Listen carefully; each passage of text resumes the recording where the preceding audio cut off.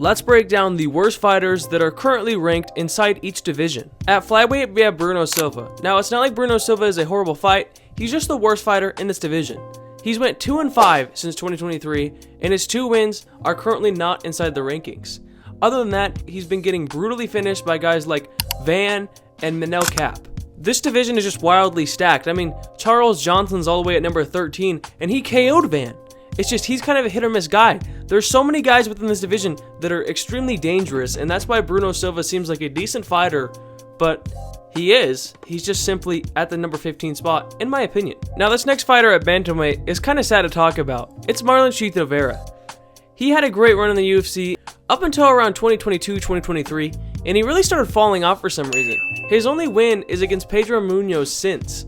He just seems flat-footed and hesitant, and seems like he's always trying to find a KO. But that's not going to work in the UFC, especially how the UFC is adapting and how your game plan has to adapt. It just seems like he's been kind of caught behind, which is strange because he's only 33 years old, so it's not like he's an unk.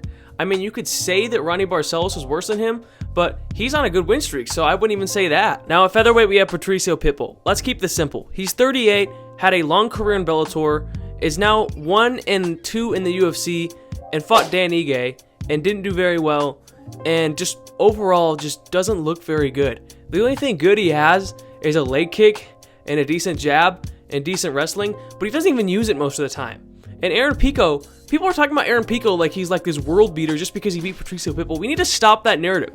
He would get beat by everyone within inside the top 5. Now for lightweight, we have the one, the only, Iron Michael Chandler. Now the reason we have Iron Michael Chandler here is because he hasn't won since 2022 against a slightly washed Ferguson who came off a beating with Justin Gaethje. So he has 1 win in 4 years. And just got beat by Paddy Pimblett and was getting outstriked by Paddy Pimblett. That's already a crazy issue. And the thing is with, him is he's old now, and all he does is train, his body. He doesn't do enough sparring. He doesn't adjust. He doesn't adapt as a fighter. I'm starting to think he just doesn't have the fight IQ. In fact, I know he doesn't have the fight IQ. And he never will be able to develop that, especially at 40. We know who Iron Michael Chandler is. I obviously try to live with honor and integrity, but things happen in there. Oliveira trying to control posture here under 3.5 to go. It's unfortunate, but he's only going to get worse, and he'll be out of the UFC soon. And he's definitely going to lose his next matchup because he's aging out quick.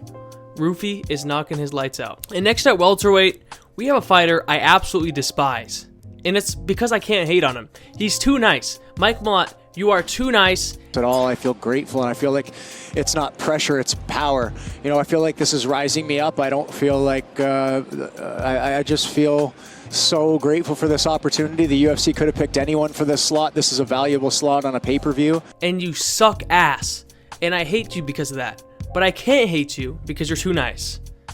You lost to Neil Magny when you had it in the bag. You are so flat-footed, Mike Malott. You're a 35-year-old prospect. Dude, I don't know.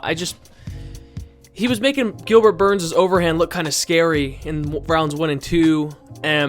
He's not impressive, and he genuinely loses to everyone within the rankings. He loses to Leon. He loses to MVP. He loses to anyone in the top 5. He shouldn't be here. The UFC just needs a prospect because they just want to hype up Mike Malott, and they can't put him against a tough guy outside of the rankings. So it's a UFC doing the UFC. He does not deserve the main spot on a fight night even. And this might be a bit of a controversial one for middleweight, but Israel Adesanya, it's time to go, Unk. You started doing weird stuff and having rumors, and then all of a sudden you started losing. And now we're getting absolutely destroyed by a policeman. So it's time to go. It's time to go, Izzy. I get it. You lost to Sean Strickland. Your confidence flatlined. You thought you could get it back. Then you got slimed out by a falling piano. I don't know who Drickus is. And then you got destroyed by Imavov's boxing. And then Joe Pyfer. I mean, dude, just hang the gloves up. It's okay. If not, you can fight Yusri Belgarui and get beat. You can be a setup for another prospect. You should stop fighting. You don't need to prove anything. You already had, 5 or 6 title fights? Please just retire, Israel Adesanya. You're kind of corny and cringy. We don't even want to see you on a card anymore. Just retire, buddy. And for this one, it's a tie between Rakic and Alonzo Menningfield at light heavyweight. It's just simple. You guys don't have a chin. I mean, Rakic, how are we getting knocked out by attacking. A jab by a fat blob Russian. I get he has a lot of power, but come on, dude. Come on. And then Alonzo Menifield, he doesn't have a chin either. He gets KO'd by the same blob. So both these guys just don't have a chin. You know, they're decent fighters. They're skilled. Rakic has great leg kicks. He tries to wrestle for some reason. I don't understand why you need to do that. You're bigger than these guys. Just stay away. You know, you have a glass chin. And Alonzo Menifield, he's kind of a brute on the feet, but no chin. So that's really the issue for those two guys. Then our last fighter is someone you probably don't even want to hear about at heavyweight. Most of you guys are probably going to be like, who the fuck is Mick Parkin? And honestly, I barely even know who the dude was. He apparently lost to Marcin Tybura. I mean, just mid-ass dude. Hope you guys like this video. I'm really trying to grow my account, so if you guys see this, please subscribe to your boy. I'm going to be posting all the time, and I'd even go live if I had enough viewers, but no one wants to tune into my dumb ass currently. But let me know if you guys want more content.